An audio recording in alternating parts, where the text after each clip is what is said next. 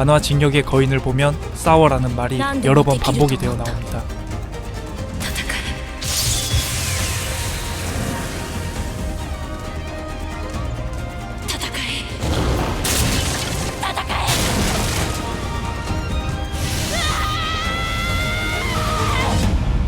戦え。そのためなら命なんか惜しくない。どれだけ世界が恐ろしくても関係ない。どれだけ世界が残酷でも関係ない。戦え戦え戦え戦え。 그런데 주인공이 싸우라는 말을 하는 걸 보고 있자면 저 사람은 대체 뭐랑 싸우려는 거지? 하는 의문도 듭니다. 鏡に向かって話しかけてたの？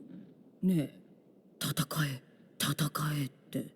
그런데 정말 에렌은 뭐랑 싸우려 하는 걸까요? 그냥 싸우지 않고 평화롭게 지내면 안 될까요? 주인공이 싸우는 대상이 있다면 그게 뭘까요? 에렌이 싸우는 대상이 잘 보이지 않는 이유는 그 앞에 가려진 베일 때문일 겁니다. 창작과 몰입 이론으로 잘 알려진 심리학자 칙센트미아이는 이를 문화의 베일이라 불렀습니다. 이 말은 문화라는 여러 겹으로 쳐진 베일로 인해 개인이 현실을 왜곡해보는 위험성을 경고한 말입니다. 사람은 여러 영역에 있는 문화를 전승받습니다. 전승을 받는다는 건 문화가 이전 세대 사람에서부터 다음 세대 사람으로 이어지는 걸 말합니다. 문화를 전승받으면서 사람은 환경에 빠르게 적응할 수 있습니다. 만약 극에서 주인공이 거인을 잡는 훈련병 교육을 받지 않았다면, 또 거인을 잡기 위한 입체 기동 장치와 거인 힘을 전승받지 못했다면 모든 일을 혼자 하느라 거인을 잡는 데까지 3년이 아니라 30년이 걸렸을지 모릅니다. 때문에 문화는 필요합니다. 하지만 문화에 좋은 점만 있는 건 아닙니다. 문화의 베일에 가려져 현실을 제대로 못 볼 위험도 함께 있죠. 우리는 이 메커니즘이 스토리 전반에 작동하는 것을 볼 수 있습니다. 그리샤 예거가 아들인 지크 예거에게 민족주의 문화를 심으려 한 일, 와레가 거인종을 말살시키기 위한 훈련을 시킨 일, 케니가 조카인 리바이에게 거리 문화에서 살아남기 위해 싸우는 법을 알려준 일, 왕족인 로드라이스가 딸인 히스토리아에게 프리츠 왕이 가진 사상을 그대로 전승하려고 한 일, 고아였던 유미르가 한 종교 단체에 구해지고 길러져 그 교리를 위해 필요한 일을 연기한 일을 예로 들 수 있습니다. 이 일들은 모두 프리츠 왕이 한 일과 닮아 있습니다. 놀랍게도 이는 시조의 거인 힘을 손에 쥐지 못한 이들이 만들어낸 결과였죠. 최고의 아이러니는 거인의 절대적 힘 없이도 문화를 통해 그에 못지않은 강력한 정신적 굴레를 씌웠다는 점입니다. 물론 실제로 우리가 물려받은 문화에는 유용한 부분이 있습니다. 케니가 알려준 길거리 싸움 문화를 통해 리바이가 거리 생활에 살아남을 수 있었고, 종교를 통해 유미르가 사람들과 어울릴 수 있었던 말이죠. 하지만 문화라는 베일은 알게 모르게 우리 눈을 가릴 수도 있습니다. 칙센트미아이가 사회가 명령한 목표에 힘을 쓰느라 자기 잠재력을 실현하지 못하는 삶을 살 위험을 경고했던 말이죠. 그렇다면 이 문화라는 베일에 눈이 가려지지 않은 채 문화가 가진 이점을 끌어올리려면 어떻게 해야 할까요? 이 방법은 수파리를 이해하는 게 도움이 됩니다. 수파리라는 말에 대한 기원에는 여러 설이 있지만 와비차를 완성한 센노 리큐 가르침이 잘 알려져 있습니다. 리큐 도가에는 수파리 핵심 규범을 명확히 보여주는 한 구절이 있습니다. 이 시는 스승에게 배운 형을 완전히 지켜 체득한 뒤 그것을 깨는 단계에 이르더라도, 혹은 형식에서 벗어나 독자적인 경지로 나아가더라도 결코 본을 잊어서는 안 된다는 의미를 담고 있는데요. 수는 가르침을 지키는 것, 파는 가르침을 깨뜨리는 것, 리는 가르침을 떠나는 것을 의미하는데요. 여기서 형식과 본질에 대한 관계를 이해하는 게 중요합니다. 형식이 겉에 있는 표현이라면 본질은 표현 안에 숨어있는 의미입니다. 그렇다면 리큐가 말하는 본이란 무엇일까요? 다도에서 말하는 본은 도구를 닦는 방법같이 겉으로 드러난 형식이나 예법이 아닙니다. 본은 본래 의미를 말하며, 다도의 본은 손님과 마음을 나누며 차를 즐겁게 함께하는 것에 있습니다. 찻잔을 돌리는 형식은 차를 내준 사람을 배려하며 즐거운 시간을 보내는 데 있죠. 이처럼 형과 본은 따로 떨어진 관계가 아니라 서로 얽혀 살아있는 연결관계를 만듭니다. 그렇다면 수파리에서는 형식과 본질이 어떤 관계에 따라 발전할까요? 수파리를 형식과 본질 관점에 따라 본다면 수단계에서는 형식을 지키며 따라하는 단계입니다. 파는 형식을 깨뜨려 그 안에 숨은 본질에 대해 생각하는 단계입니다. 리는 형식을 더 이상 의식하지 않고 본질과 하나 되는 단계를 의미합니다. 수파리는 어떻게 문화를 받기만 하는 단계에 벗어나 독창성 있는 경지에 도달할 수 있는가, 그 과정을 보여줍니다. 먼저 가장 첫 단계인 수단계부터 살펴봅시다. 수는 가르침을 지키는 걸 의미합니다. 수는 스승이 가르치는 대로 전승되는 기본 형을 그대로 따르는 걸 의미합니다. 이렇게 하는 이유는 형식은 여러 거인과 같은 사람들이 시행착오 끝에 도달한 결정체이기 때문입니다. 형을 배우는 건 초보자가 방대한 지식을 가장 빠르게 체득하는 지름길이죠. 수단계에선 형식을 자기 몸에 새기는 게 중요합니다. 하지만 형식을 반복하기만 해서는 독창성 있는 새로운 문화를 만들어내지 못합니다. 때문에 파 단계가 필요합니다. 파는 가르침을 깨뜨리는 걸 말합니다. 깨뜨리기 이전 수 단계에서 형식이 먼저 몸에 익어야겠죠. 그 후에 파 단계에서 스승이 알려준 형식을 의도해서 깨는 단계입니다. 스승이 알려준 형식을 따르다 보면 자연히 왜? 라는 질문이 따라 나옵니다. 가령 다도를 배울 때 스승이 알려준 대로 찻잔을 입에 대기 전에 돌립니다. 그렇게 하다 보면 왜 찻잔을 입에 대기 전에 잔을 돌려야 하는가? 그냥 마시면 안 되는가? 하는 질문을 해보는 거죠. 이때 단순히 가르침을 깨는 게 중요한 게 아닙니다. 가르침에서 일부러 벗어나는 이유는 형식 속의 숨은 본질을 찾기 위해서입니다. 스승의 가르침에 일부러 벗어나 보면서 그 의도를 찬찬히 뜯어봅니다. 잔을 돌리지 않고 마셔보니 찻잔을 소중히 여기는 느낌이 덜 든다든지, 상대에 대한 존중이 덜 드러나 보인다든지, 왜? 라는 질문을 계속 던지며 형식 속의 숨은 본질을 내 나름대로 독해합니다. 파가 부수는 단계였다면 리는 소화시키는 단계입니다. 리는 스승이 알려준 가르침을 떠나 전승된 문화를 나에게 맞게 소화시켜 독창성 있는 경지에 도달한 모습입니다. 과거의 가르침이나 규칙에 얽매여 있으면 스승이 가보지 못한 길을 걸을 수 없겠죠. 그러기 위해 가르침에 대한 형식을 더 이상 의식하지 않는 단계로 나아갑니다. 리 단계는 형식에 집착하지 않고 그 안에 있는 정신과 하나가 되는 단계인데요. 중국 당나라 시대 선승 임제는 이를 무위진인이라 말했습니다. 정해진 자리가 없는 참된 인간이란 뜻입니다.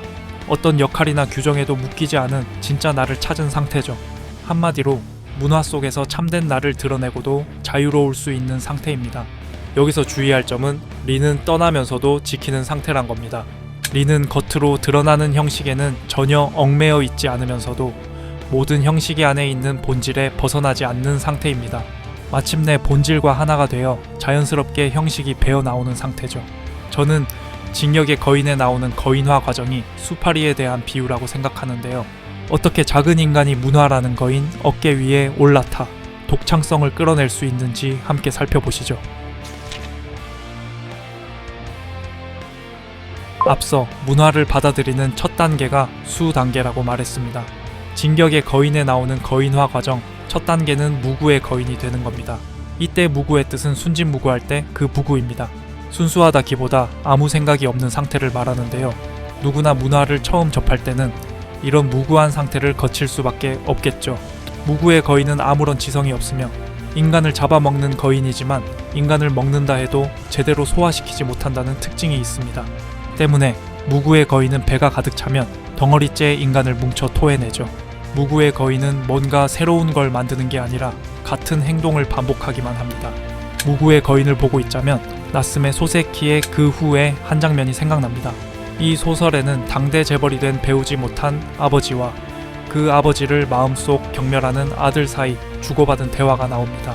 아들은 아버지에게 논어라든지 왕양명과 같은 금덩어리를 통째로 삼키기만 하고 그대로 뱉어내기만 할 뿐이라고 비판하죠.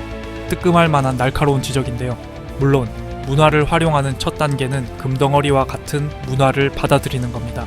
하지만 무구의 거인이나 그 후에 나오는 아버지처럼 문화를 자기 식대로 소화하는 과정이 없다면 모방은 가능할지 몰라도 내가 먹은 걸 그대로 뱉어낼 수밖에 없습니다. 새로운 걸 만들어낼 순 없죠. 그렇다면 어떻게 해야 할까요? 파 단계가 필요합니다. 문화를 받아들이는 두 번째 단계를 파 단계라 말했습니다. 파는 가르침을 깨뜨리는 단계죠. 진격의 거인에 나오는 거인화 과정 두 번째 단계는 지성이 없는 거인에서 지성이 있는 거인이 되는 단계인데요. 지성이 없는 거인이 지성을 갖기 위해서는 식인이라는 끔찍한 방식을 취합니다. 내가 취하려는 거인 힘을 전승한 사람의 척수액을 마셔야 하죠. 이 과정을 통해 무구의 거인은 인간으로 돌아옴과 동시에 자신이 취한 거인 능력을 전승받게 됩니다. 저는 이 또한 강렬한 비유라고 생각하는데요. 앞서 예로 든 중국 당나라 시대 선승인 임제 기억하시나요? 임제는 무의진인, 다시 말해 어떠한 형식에 얽매이지 않고 참된 나를 찾으라 했죠. 그렇다면 형식에 얽매이지 않고 깨뜨리려면 어떻게 해야 할까요? 이와 관련해 임제가 임제록에 남긴 유명한 말이 살부살조입니다. 임제는 부처를 만나면 부처를 죽여라, 조사를 만나면 조사를 죽여라 하죠. 그가 이렇게 말한 이유는 실제로 사람을 죽이라는 말이 아닙니다. 권위 있는 대상이 알려주는 가르침에 집착하지 않으란 말이죠. 임제록에는 수처작주 입척해진이란 말도 있습니다. 수처작주는 어디에 있든 그 자리에 주인이 되어란 말이고, 입척해진은 네가 서 있는 곳이 곧 진리다는 말입니다. 스승이 주는 가르침을 받는 수 단계는 물론 필요합니다. 하지만 가르침을 밖에서 찾아다니기만 한다면 그 자체가 집착이 되어 내 생각 없이 끌려다니는 사람이 될 위험도 있죠. 임제는 그러지 말고 지금 이 자리에서 자기 삶의 주인이 되라 조언합니다. 참 멋져 보이는 말입니다. 하지만 가르침을 깨뜨린다는 게 얼마나 어렵고 두려운 일인지 실감하게 하는 말이기도 하죠. 처음엔 스승의 가르침을 깨뜨리는 일이 부처를 죽이거나 식인을 하는 일처럼 큰 잘못을 저지르는 느낌이 들지도 모릅니다. 하지만 그래도 스스로 서기 위해 스승의 가르침과 싸워야 할 때도 오겠죠. 파단계에서는 이전 전승자를 죽여 그 안에 있는 척수액을 삼켜야 합니다. 이전 전승자의 신체가 형식이라면 척수액은 그 형식 안에 있는 본질이겠죠. 진격의 거인에서 척수액을 마시는 방법은 다양하게 나오는데, 여기서 말하는 파단계는 주사같이 척수액을 강제로 주입당하는 방식보다 치아를 사용해 자기 의지로 깨뜨리는 과정에 가깝습니다. 한마디로 내가 받아들인 가르침을 의심하고 파괴하며 독해해야 합니다. 그래야 가르침을 내 관점에서 소화시키고 이 과정을 통해 기존 관점과 다른 새로운 관점에서 문화를 발전시킬 수 있을 테니까요. 그렇다면 이러한 소화 과정을 통해 어떤 상태에 도달할 수 있을까요? 문화를 받아들이는 세 번째 단계를 리 단계라 말했습니다. 리는 가르침을 떠나는 단계라 말했는데요. 진격의 거인에 나오는 거인과 가장 마지막 단계로 종미의 거인이 나옵니다. 종미의 거인은 극에서 주인공 에렌이 구현한 최종 거인 형태로, 종미라는 이름 뜻에서도 에렌은 전승된 거인 문화를 떠나 자기 관점으로 문화를 변이시켰다는 사실을 볼 수 있습니다. 종미라는 이름은 끝을 나타내는 종자와 꼬리를 나타내는 밑자를 사용하는데요. 에렌의 그 모습은 전승되어 내려오는 거인 형식에서도 많이 벗어난 모습입니다. 기존 거인이 사람 형태였다면 종미의 거인은 지네와 같은 형태인데요. 앞서 형식은 변해도 본질은 떠나지 않는 상태가 리 단계라 했습니다. 그렇다면 본질이 무엇인지는 어떻게 알 수 있을까요? 본질이 무엇인지에 관해서는 그 기원에 대해 살펴보는 게 도움이 됩니다. 종미의 거인이 전승된 거인 역사의 끝이라면 시조의 거인은 거인 역사 전승의 시작이라고 볼 수 있는데요. 극에서 처음 만들어진 거인은 유미르라는 노예로부터 시작되었으며, 유미르는 이 거인 힘을 프리츠 왕에게 복종하는 데 사용합니다. 프리츠 왕은 유미르에게 많은 고통을 주었지만 유미르는 왕을 사랑했기 때문에 복종합니다. 저는 이 복종이 거인 문화 본질과 깊은 연관이 있다고 생각합니다. 시조의 거인인 유미르는 왜곡된 사랑에 복종합니다. 반면 종미의 거인인 에렌은 자유에 복종하죠. 둘은 본질에 대해 취하는 형식도 다릅니다. 유미르는 수동적인 반면 에렌은 능동적입니다. 유미르는 죽어서도 프리츠 왕의 명령을 따릅니다. 1000년이 넘는 시간 동안 프리츠 왕 후손을 위해 거인이 되는 힘을 빌려주죠. 에렌은 유미르가 지금 취하는 형식을 깨라 조언합니다. 그동안 유미르는 프리츠 왕이 하는 말을 씹어서 소화시키는 과정 없이 그저 받아들이기만 했습니다. 수단계에서 벗어나지 못하고 프리츠 왕의 사상을 그대로 받아들이기만 합니다. 그 때문인지 유미르 표정은 아무런 영혼이 없어 보이는 표정입니다. 에렌이 스스로 결정하라고 하자 처음으로 유미르는 사람이 하는 듯한 표정을 짓습니다. 그리고 에렌에게 거인 힘을 빌려줍니다. 수파리 과정이 필요한 이유는 자기 자신으로 살기 위해서입니다. 유미르처럼 그저 문화를 아무 비판 없이 받아들이고 그게 자신이라고 생각하면서 살다 보면 나도 모르게 마음에 울분이 쌓일지 모릅니다. 따라서 내 정신에 이물질로 남아있는 문화를 파괴하고 내게 맞게 소화시켜 어떠한 마음에 분열이 없는 통합된 실존에 도달하는 게 수파리의 목표입니다. 에렌은 종미의 거인이라는 형태로 리 단계에 도달했지만 물론 사람마다 리 단계에 도달한 모습이 다를 겁니다.